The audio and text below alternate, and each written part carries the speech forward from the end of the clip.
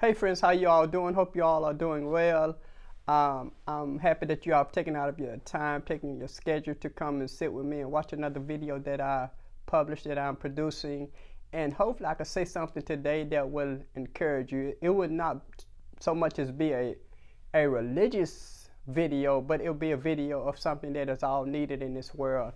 I'm happy that you have taken out your time, and for the last couple of days I've been reading a particular book of the Bible that is not applicable to me, but it is something that we all need. And this video will be a video that is really for mature audience only.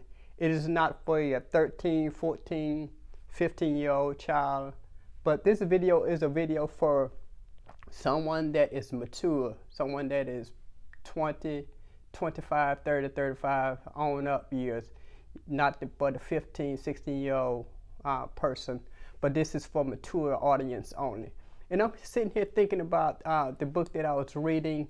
The book is a book that at this time I'm not really in this particular category, because this book is a book about love. This book is a book of poetry, and it is not applicable to me at this time. You know, for I could have read Genesis to Revelations, but for the last couple of days I've been reading this book. And this book is called The Songs of Solomon. And when I look at the Songs of Solomon, I'm thinking about the word S.O.S. And when you know anything about the Morse code S.O.S., the S.O.S. was the Morse code for ships, which means save our ships. It was a time when people were going through certain issues and they were about to lose their life in the water on ships. So they would send out a Morse code to the towers and say S.O.S. or Mayday, we need some help, and that's what hopefully this video will be, a video that will encourage us. It will be a video that will help us in some areas of life as it pertains to love, as it pertains to the desires, as it pertains to you and a relationship. Like I said, I'm not in this particular point of my life right now, but it will be one day, hopefully. And this is a book of love. This is a book of poetry. And I really read Song of Solomon a couple of times, but I really didn't dive into it because, I was, in love, or I was with someone. So I would say I don't really need that particular book in my life. But when I look at the Song of Solomon is a book that is a very well-written book. It is a book that talks about love, talks about the relationship between a man and a woman. It talks about the movement of the woman, the beauty of the woman.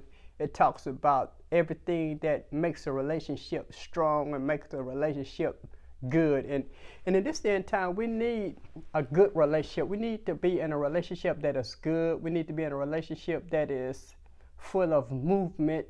We need to be in that type of relationship, because if you're in a relationship that is dull, that is dry, that is not going anywhere, you got to make sure that you're in a relationship where something is always happening. I'm not saying happening in the bad sense, but I'm saying happening in the good sense. Now, when you get 65, 70, 80 years old, then you really kind of already know the movement of that person, of the person that you're with. But when you're 25, 30, 35, 40 years old, you should always be exploring that person.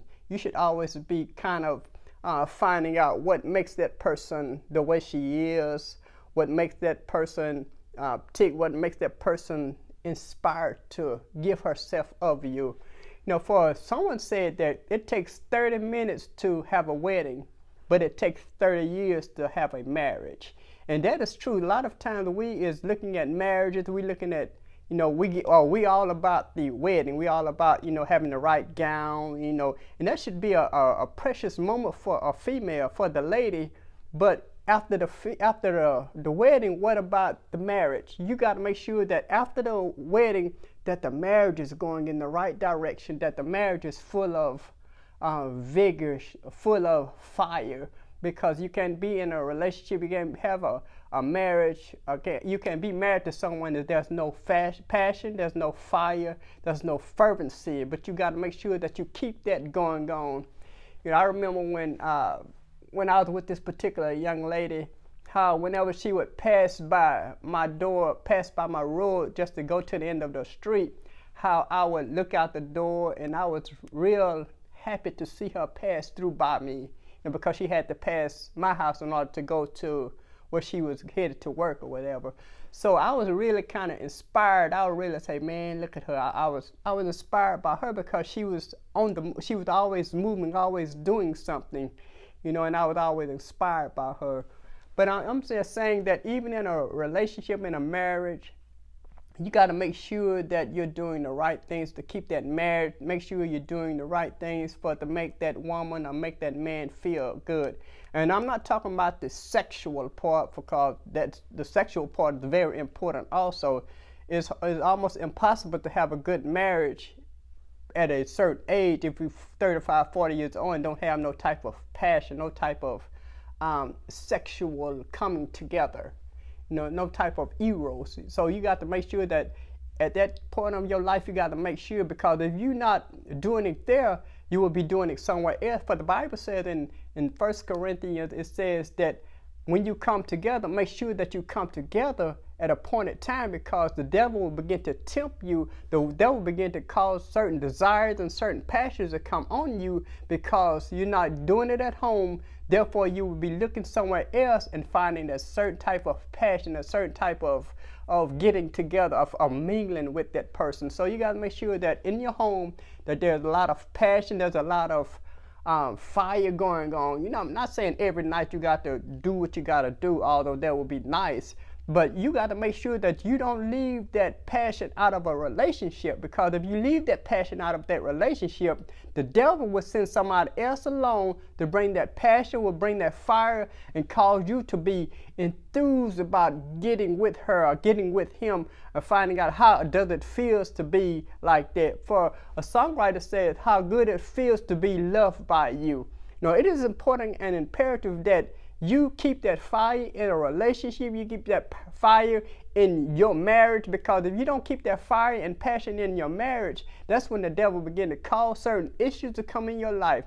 I'm not saying that that sex will drive out every passion, every temptation, every issue, but when you are having passion in the room, you're mingling, you're causing certain things in your life to be put aside. Well, since we've come together, babe, I love you. I thank God for you and everything like that.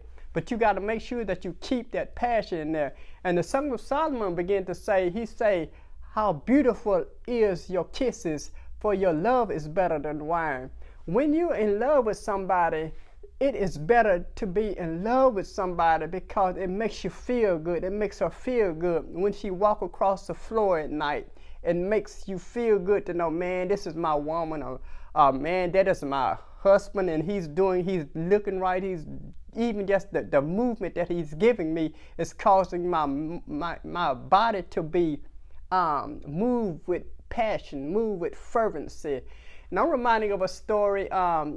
Eddie Murphy did a movie called Another Professor, and this Eddie Murphy grandmother would always say, well, when I would see this certain man on TV, that he would cause me to be moved, cause me to be moist. So it lets you know that even sometimes when your husband touches you the right way, he touches your hair, he touches your shoulder, he touches your back, it should be a type of causing certain things to move in your body, cause you to be wanting the man, wanting the woman. But it's a very bad situation when your husband touch you, the wife walk by you and shake and twist and kind of look back and wink her eye, and you turn your head the other way. You've got to be moved to say, well, since she's looking so good and she's being all fine and everything, when she walk by me, it causes me to be excited. It causes me to be excited in the sense of I got to get with her. And getting with her is not a bad thing if that's your wife. So therefore you got to make sure that you keep a type of fire, keep a type of passion in a relationship. When she walk by, you got to make sure that it causes your senses to be aroused. It causes your mind to go places that really it needs to go as a husband and a wife. But you got to make sure that everything is right. That's why I'm very appreciative of the remembrance of what it takes to be in a relationship.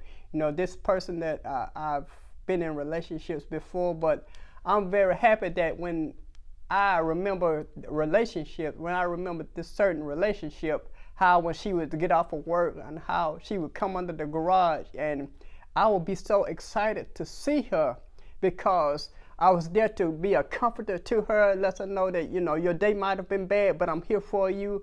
And also the things that I was going through in life, when I see her, it would cause me to be happy, cause me to say, man, there go the person that I love, there go the person that I want to be the rest of my life with. So you've got to make sure that when you around that person, that when that person come into your vicinity, into your presence, you got to make sure that you're enthused to be around that person. You got to make sure that their thighs, their lips, their neck, they breasts, whatever the case is what brings you, you know, a type of, man, I can't get with nobody else because this woman is so great to me. This man is so good to me. And when that's what's so wrong with the world today, we're looking over everywhere else for passion. We're looking for everywhere else for a type of satisfaction. We're looking for everywhere else for a type of longing and a validation that, you know, making me feel good. But the passion, the validation, everything should be right at your home, should be right where, you know, you said I do it. It should be right there. But we got to make sure that we keep the love of God, not only the love of God, the love of the husband, the wife, the spouse. We got to make sure we keep all of that together, because if we don't keep the love there, we don't keep the fire and the passion there, if we don't keep the time of, sometimes we got to get with that person and take that woman out on a date. We've got to take that man out just to buy to Lowe's and buy him some tools or whatever the case is. You got to keep spice in that relationship. And you know, I'm a type of person that I love spice. I love a type of enjoyment, you know, and because, you know, that's what makes a marriage go, that what makes a relationship stronger, is when we have spice, when we have, you know, not just the erotic part of it, but just the going out to dinner, just the sitting at home watching a TV or a movie, something together. And, you know, and I'm just happy that I said something to, I hope I could say something that will inspire you all just to keep love, keep passion, keep some fire in your marriage, keep some fire in everything that you do, because, you know, in this day and time, we need love, we need passion. We need to get with our husband, our wife, and let them know that they're the most beautiful person in the world. There's nobody else in this world that is more beautiful than you, that is more, you know, that when you walk, that causes me to tingle, causes me to be moist or whatever. You got to make sure that you keep that in a relationship, because if you don't keep, you know, a type of excitement in a relationship, the devil will send excitement your way, and it will be the wrong excitement to get you away from that man or that woman. So hopefully I said something today that will inspire you. Or hopefully I said something that will get you to the point where there's nobody like the person that God has placed in my life. And hopefully I could say something, some more things that will be more inspiring, be more uplifting. But I just hope that I say something, and if you enjoyed what I said today, just give me a thumbs up and give me a comment and say, Jesse, I appreciate you for your content, and subscribe to my channel, and I will give you more content. And just subscribe and say, Jesse, God bless you. So until next time, I want to say God bless you, and God bless you.